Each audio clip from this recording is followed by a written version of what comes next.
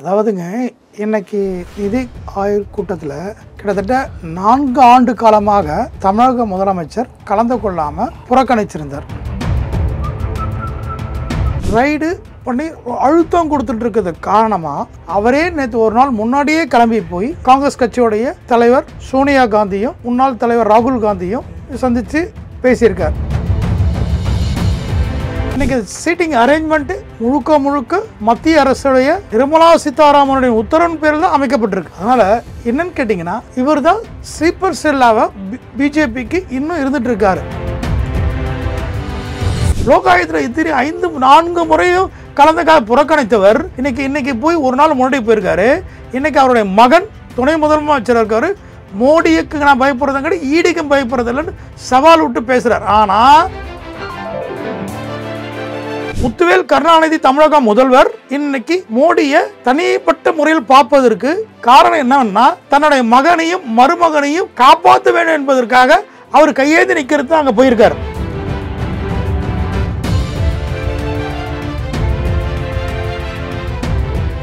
Real one நண்பர்கள் உறவுகளுக்கு வணக்கம். பல்வேறு முக்கியமான தகவல்களை நம்முடைய உறவுகளுடன் பகிர்ந்து கொள்ள இணைந்திருப்பவர் தமிழ்நாடு ஓபிசி தலைவர் வழக்கறிஞர் தாமோதரன் யாதவ் அவர்கள். வணக்கம் சார். வணக்கங்க. இப்போ தமிழக முதலமைச்சர் மு.க. ஸ்டாலின் அவர்கள் டெல்லியில நிதி ஆயோக் கூட்டத்தில் கலந்துகிட்டு இருக்காங்க. அவருக்கு இருக்கை முதல் ரவுண்டிலேயே நிர்மலா சீதாராமனுக்கும் சந்திரபாபு நாயுடு அவர்களுக்கும் இடையில கொடுக்கப்பட்டிருக்கு. ஸ்டாலின் அவர்களை பொறுத்த வரைக்கும் 50% வரி மாநில அரசுக்கு கொடுக்க வேண்டும் அப்படிங்கிற கோரிக்கையை முன் வச்சிருக்காங்க. நிறுத்தி வைத்திருக்கக்கூடிய புதிய கல்விக் கொள்கை, இந்த கல்வி விஷயத்துல சுமார் 2500 கோடி ரூபாய் நிலுவையில் இருக்கிறது, அதை கொடுக்க வேண்டும் அப்படிங்கிற கோரிக்கையை முன் வச்சிருக்காங்க. இதை எப்படி பாக்குறீங்க? அதாவதுங்க இன்னைக்கு நிதி ஆயோக் கூட்டத்தில் கிட்டத்தட்ட 4 ஆண்டு காலமாக தமிழக முதலமைச்சர் கலந்து கொள்ளாமல் புறக்கணிச்சிருந்தார். அதே மாதிரி வெஸ்ட் பெங்காலுடைய முதலமைச்சர் மம்தா பானர்ஜியும் அந்த அம்மாவும் புறக்கணிச்சிட்டு இருந்தாங்க. கர்நாடகா முதலமைச்சர் சித்தராமையாவும் புறக்கணிச்சிட்டு இருந்தார். இன்னி வரைக்கும் அவங்க ஸ்டாண்ட்லேருந்து பின் வாங்கவே இல்லை. அவங்க ஸ்டாண்டில் இன்றைக்கி கரெக்டாக இருக்காங்க. கடுமையான விமர்சனங்களுக்கும் மம்தா பானர்ஜி இன்னி வரைக்கும் பல பிரச்சனைகளும் அங்கே சட்ட ஒழுங்கு பிரச்சனையை உருவாக்கி பிஜேபி பல விஷயங்கள் அழுத்தங்கள் கொடுத்துட்ருக்காங்க மம்தா பானர்ஜிக்கு. அதே மாதிரி தமிழ்நாட்டில் பார்த்திங்கன்னா இன்றைக்கி நம்மளுடைய முதல்வர் இன்றைக்கி அவரோட குடும்பத்துக்கு ஈடி ரைடு பண்ணி அழுத்தம் கொடுத்துட்டு இருக்கிறது காரணமாக அவரே நேற்று ஒரு நாள் முன்னாடியே கிளம்பி போய் காங்கிரஸ் கட்சியோடைய தலைவர் சோனியா காந்தியும் முன்னாள் தலைவர் ராகுல் காந்தியும் சந்தித்து பேசியிருக்கார். இன்றைக்கி காலையில் ஃபைனான்ஸ் மீட்டிங்கில் இன்றைக்கி லோக மீட்டிங்கில் பார்த்திங்கன்னா சந்திரபாபு நாயுடுக்கு ஆல்டர்னேட் சோர்ஸ் மு.க. ஸ்டாலின் இருக்காருன்று காட்டுறதுக்காக இனி முன் வரிசையில் இன்றைக்கி ஃபைனான்ஸ் நிர்மலா சீதாராமன் பக்கத்துலேயும் அவர் சந்திரபாபு நாயுடுக்கு நடுவில் வைக்கிறாங்க.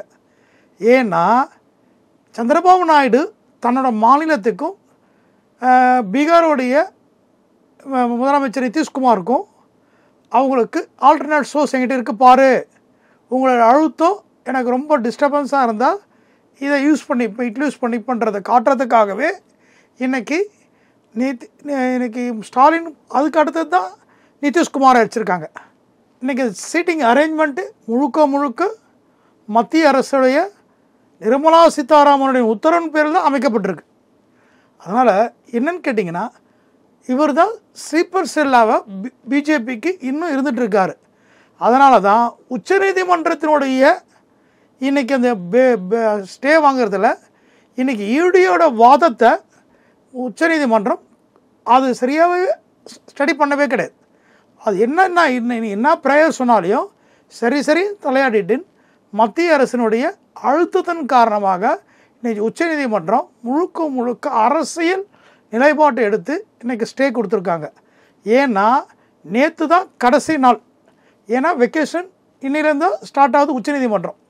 அதனால் ஜூலை இதில் கண்டிப்பாக இந்த ஸ்டே வெக்கேட் ஆகிடும். ஏன்னா ஆனரபிள் மெட்ராஸ் ஹைகோர்ட் இதுக்கு அவங்க ஸ்டே தரலை. ஏன்னா முகாந்திரம் இருக்குதுன்னு சொல்லிட்டாங்க. இந்த முகாந்திரத்தில் இன்றைக்கி டாஸ்மார்க்கும் இண்டிபெண்ட்டுக்கும் இஷ்யூ அப்படின்றதுனால அப்போது தனிப்பட்ட ஒரு ஆளுக்கு இன்றைக்கி எல்லா மாவட்டத்துலேயும் ஒரு ஆளும் பாதிச்சிட்ருக்காங்க. நம்ம ஏற்கனவே எதிர்க்கட்சி தலைவர் எடப்பாடி பொள்ளாச்சி இஷ்யூ சொல்லி அரக்கோணத்தை அந்த திமுகவுடைய நாடக காதல் இந்த பெண்ணுடைய அவல நிலையை பற்றி சொல்லி அதுக்கு சான்று அரக்கோணம் சொன்னார். சொல்லி வாய்மூடி மறுநாளே அரக்கோணம் நிமிலி தாலுக்காவில் ஒரு விவசாயியை இன்றைக்கி அங்கே இருக்கக்கூடிய தாழ்த்தப்பட்ட சமுதாயத்தை சேர்ந்தவர்கள் 5 பேர் நொட்டோரியல்ஸ் அவர் வந்து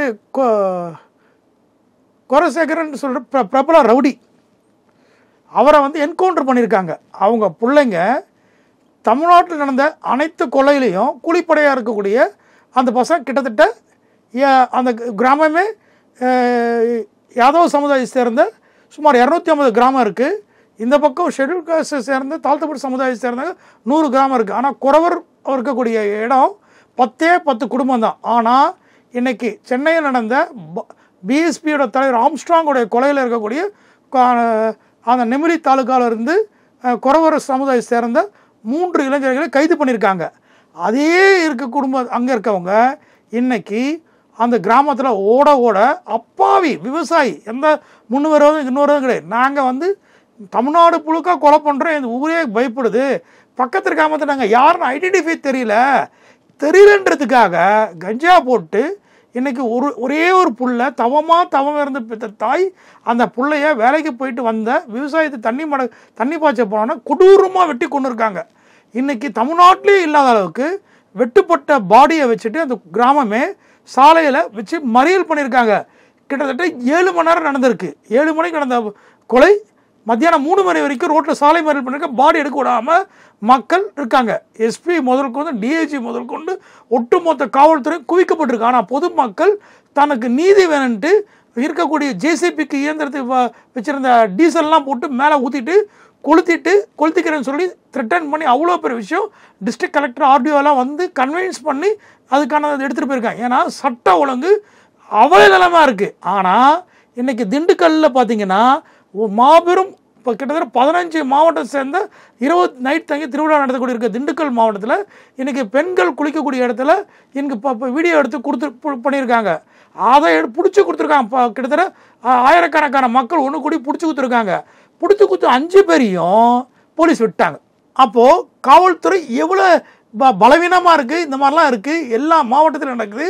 ஆனால் இது சட்டம் ஒழுங்கு சீர்கட்டு இருக்கக்கூடிய நேரத்தில் தமிழக முதலமைச்சர் லோகாயுதத்தில் இத்திரி 4 முறையும் புறக்கணித்தவர் இன்னைக்கு போய் ஒரு நாள் முன்னாடி போயிருக்காரு. இன்றைக்கி அவருடைய மகன் துணை முதலமைச்சர் இருக்கார். மோடிக்கு நான் பயப்படுறதும் கிடையாது, ஈடிக்கும் பயப்படுறதில்லைன்னு சவால் விட்டு பேசுகிறார். ஆனால் மக்களுடைய பிரச்சனையும் மக்களுடைய வாழ்வாதாரத்தையும் மக்களுடைய பாதுகாப்புக்கு சவால் விடுறதுக்கு அவங்களுக்கு தைரியம் இல்லை. ஏன்னா சட்ட ஒழுங்கு சீர்கட்டு போயிருக்குன்றது அவங்களுக்கே தெரியுது. ஏன்னா மூத்த அமைச்சர்கள் எல்லாருமே செயலிழந்து போயிருக்காங்க. இப்போது ஒன்லி தன்னுடைய மகனையும் ஃபோக்கஸ் பண்ணிட்டு இருக்கு, அதுதான் அவங்க குடும்பமே ஃபோக்கஸ் பண்ணிட்டு இருக்காங்க. ஆனால் மக்களுடைய வாழ்வாதாரத்தை இன்னி வரைக்கும் பாதுகாப்பி கேள்விக்குறியாக இருக்குது. தமிழக முதலமைச்சர் மு க ஸ்டாலின் சரி, அவருடைய மகன் உதயநிதியும் சரி, இப்படி இருக்குது. இப்போ இதில் பார்த்தீங்கன்னா நிதி ஆயோக்கில் கலந்துக்கிட்டு இருக்கக்கூடிய முதலமைச்சரை பொறுத்த வரைக்கும் பிரதமர் மோடி அவர்களை சந்திப்பதற்கு நேரம் கொடுக்கப்பட்டிருக்கு. இந்த சந்திப்பு என்ன காரணமாக இருக்கும்? இதோடைய பின்னணி எப்படி இருக்கும்?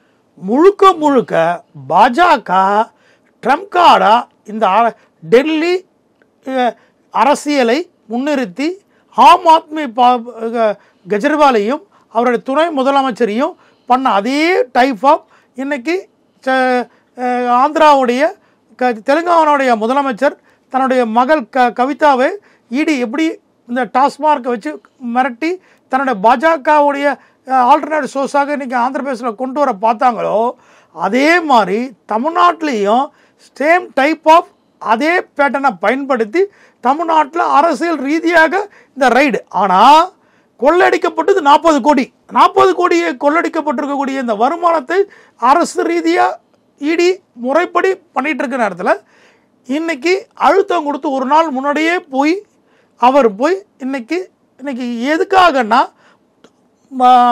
ஃபைனான்ஸ் மினிஸ்டர் தந்த அம்மா நிர்மலா சீதாராமன் அந்த அம்மாவுடைய முழு பிளான் பண்ணி தான் பண்ணுறாங்க. அதே நேரத்தில் இன்னைக்கு முத்துவேல் கருணாநிதி தமிழக முதல்வர் இன்னைக்கு மோடியை தனிப்பட்ட முறையில் பார்ப்பதற்கு காரணம் என்னன்னா, தன்னுடைய மகனையும் மருமகனையும் காப்பாற்ற வேண்டும் என்பதற்காக அவர் கையேந்தி நிற்கிறது தான் அங்கே போயிருக்கார்.